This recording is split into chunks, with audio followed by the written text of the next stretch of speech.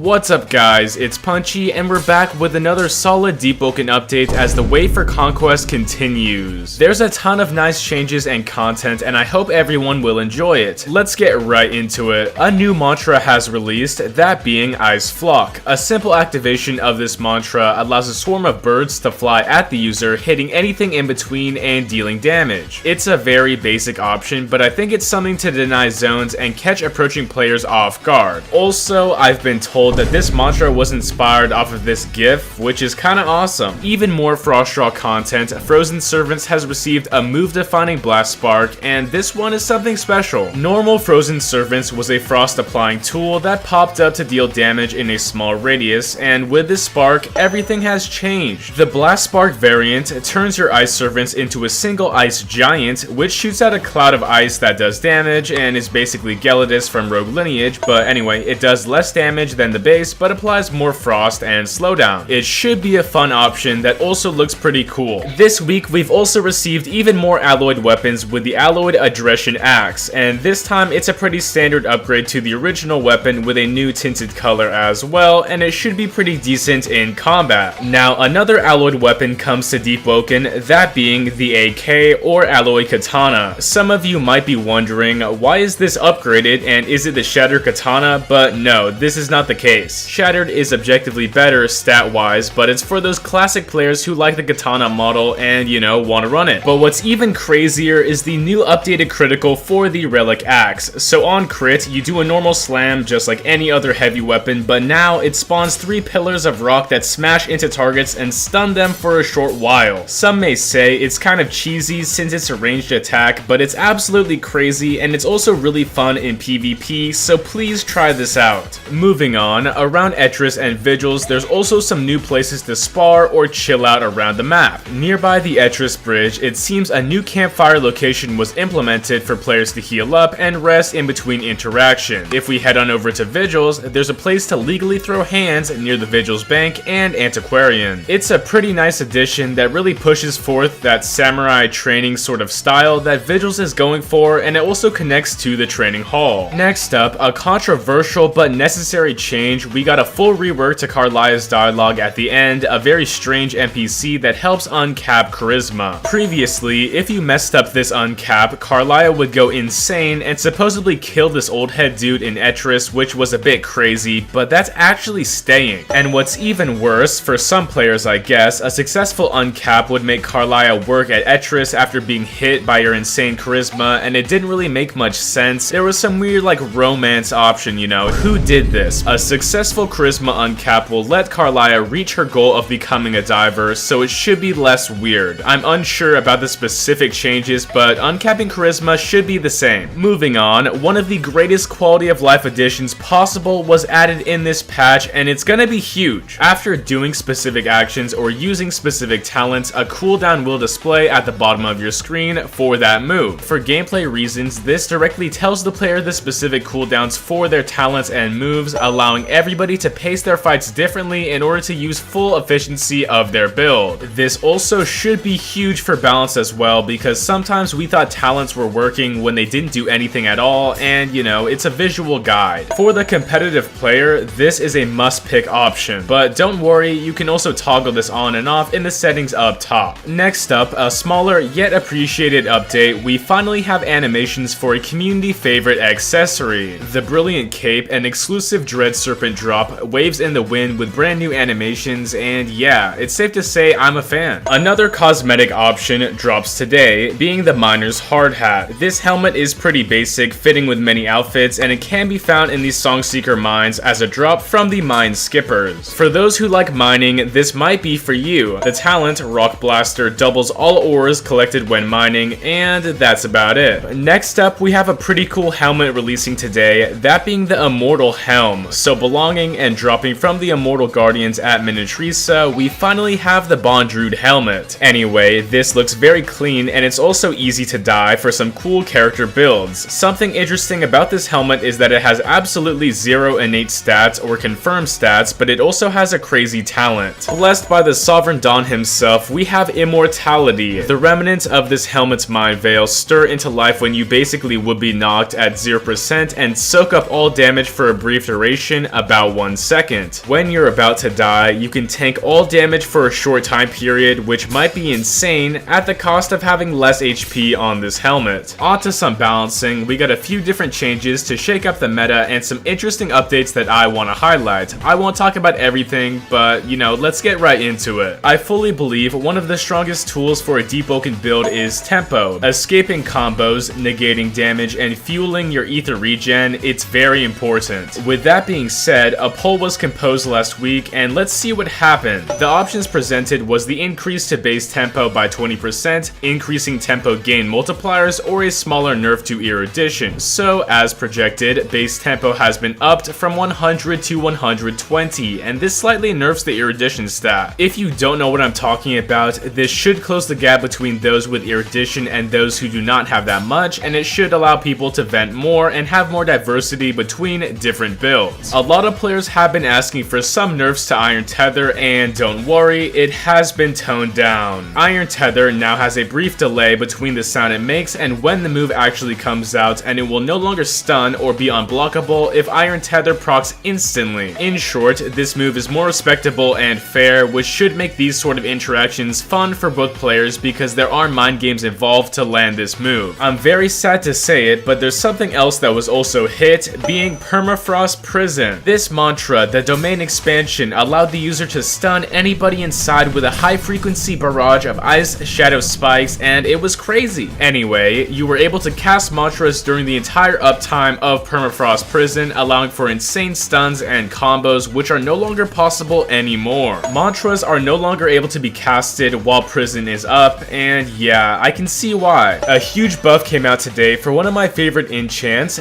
that being Nemesis. You can place down a marker and TP to your enemy, catching them off guard instead of using your crit, but the cooldown between placing that marker was pretty lengthy. The time between each marker placement was about 14 seconds, but that's been dropped off more than half to 5 seconds. This means you'll almost constantly have a Nemesis marker on your enemy, and I can't wait to check it out. The Curse of Unbidden got a similar treatment with its counter cooldown dropping from 8 seconds to 6, which might be useful if you want to spam this, but I don't know. A weapon I've been talking about recently, the Serpent's Edge, got a huge buff today, but we've said it before and we've seen this. I don't know if this makes it even viable. Basically, the string of 3 slashes comes out way faster than before, and hey, it looks decently usable and it is, you know, faster, but I hope this becomes a weapon that we can use off parry trades, but we'll see what happens. Another weird buff to a flaw, Vegetarian has a chance to throw up after eating meat, not being 100%. I don't really know why, but I guess it makes sense after eating something that you wouldn't always throw up, but